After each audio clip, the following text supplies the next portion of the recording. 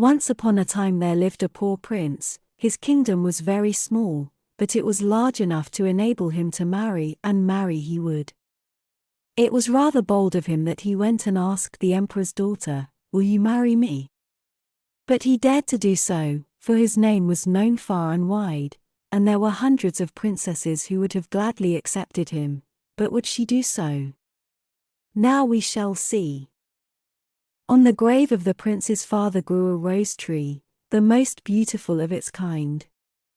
It bloomed only once in 5 years, and then it had only one single rose upon it, but what a rose! It had such a sweet scent that anyone who smelled it instantly forgot all sorrow and grief. He had also a nightingale, which could sing as if every sweet melody was in its throat. He wanted to give this rose and the nightingale to the princess, and therefore both were put into big silver cases and sent to her.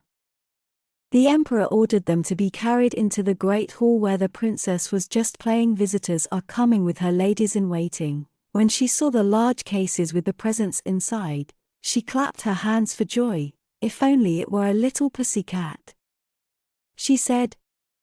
But the rose tree with the beautiful rose came out. "Oh, how nicely it is made," exclaimed the ladies. "It is more than nice," said the emperor, "it is charming."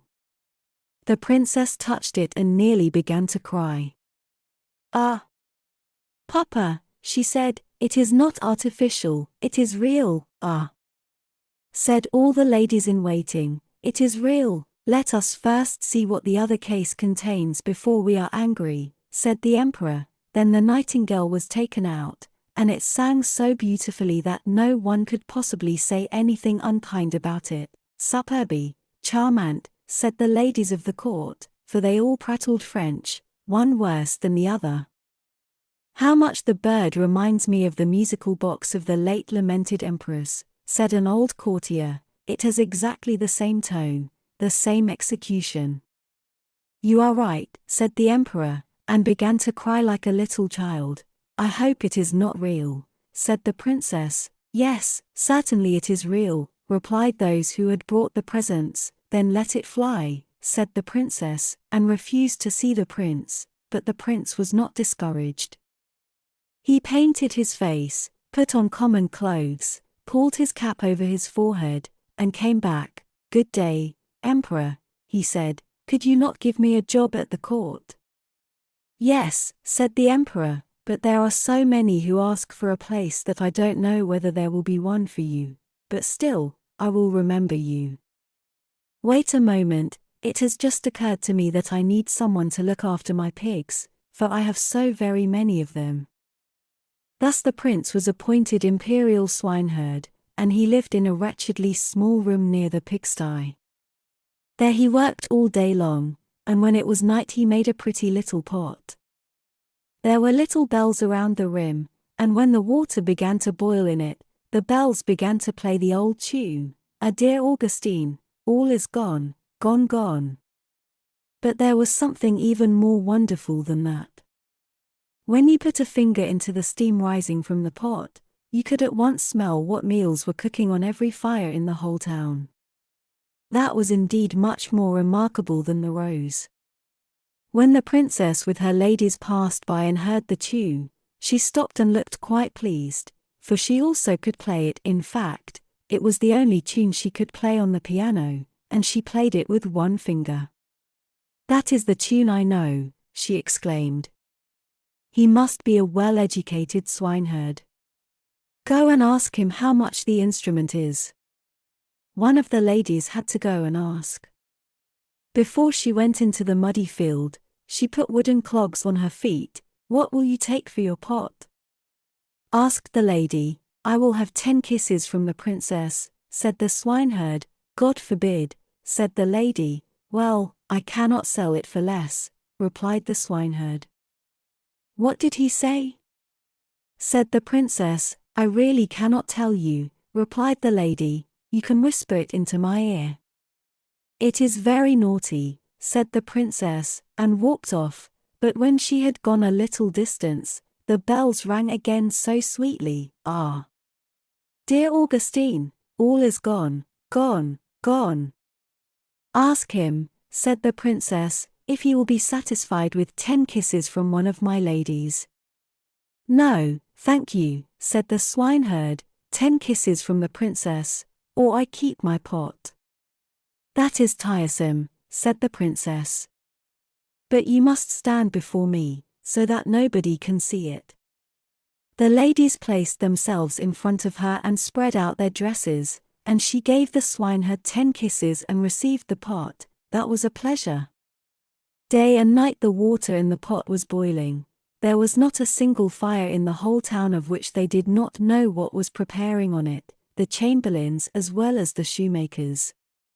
The ladies danced and clapped their hands for joy. We know who will eat soup and pancakes, we know who will eat porridge and cutlets. Oh, how interesting! Very interesting, indeed, said the mistress of the household. But you must not betray me, for I am the emperor's daughter. Of course not, they all said. The swineherd, that is to say, the prince did not waste a single day without doing something. He made a rattle, which when turned quickly round, played all the dance tunes known since the creation of the world. But that is superb, said the princess passing by. I have never heard a more beautiful sound. Go down and ask him what the musical instrument costs, but I shall not kiss him again. He will have 100 kisses from the princess, said the lady, who had gone down to ask him. I believe he is mad, said the princess, and walked off, but soon she stopped. One must encourage art, she said. I am the emperor's daughter. Tell him I will give him 10 kisses, as I did the other day, the remainder one of my ladies can give him. But we do not like to kiss him, said the ladies. That is nonsense, said the princess. If I can kiss him, you can also do it. Remember that I give you food and employment. And the lady had to go down once more. 100 kisses from the princess, said the swineherd, or everybody keeps his own. Place yourselves before me, said the princess, then. They did as they were ordered, and the princess kissed him. I wonder what that crowd near the pigsty means, said the emperor, who had just come out on his balcony. He rubbed his eyes and put his spectacles on. The ladies of the court are up to some mischief, I think. I shall have to go down and see. He pulled up his shoes, for they were down at the heels, and he was very quick about it. When he had come down into the courtyard he walked quite softly, and the ladies were so busily engaged in counting the kisses, that all should be fair, that they did not notice the emperor. He raised himself on tiptoe. What does this mean? He said, when he saw that his daughter was kissing the swineherd, and then hit their heads with his shoe just as the swineherd received the 68th kiss. Go out of my sight, said the emperor, for he was very angry, and both the princess and the swineherd were banished from the empire. There she stood and cried. The swineherd scolded her, and the rain came down in torrents. Alas, unfortunate creature that I am, said the princess. I wish I had accepted the prince. Oh, how wretched I am. The swineherd went behind a tree, wiped his face, threw off his poor attire and stepped forth in his princely clothes. He looked so beautiful that the princess could not help bowing to him. I have now learned to look down on you, he said. You refused an honest prince, you did not appreciate the rose and the nightingale, but you did not mind kissing a swineherd for his toys.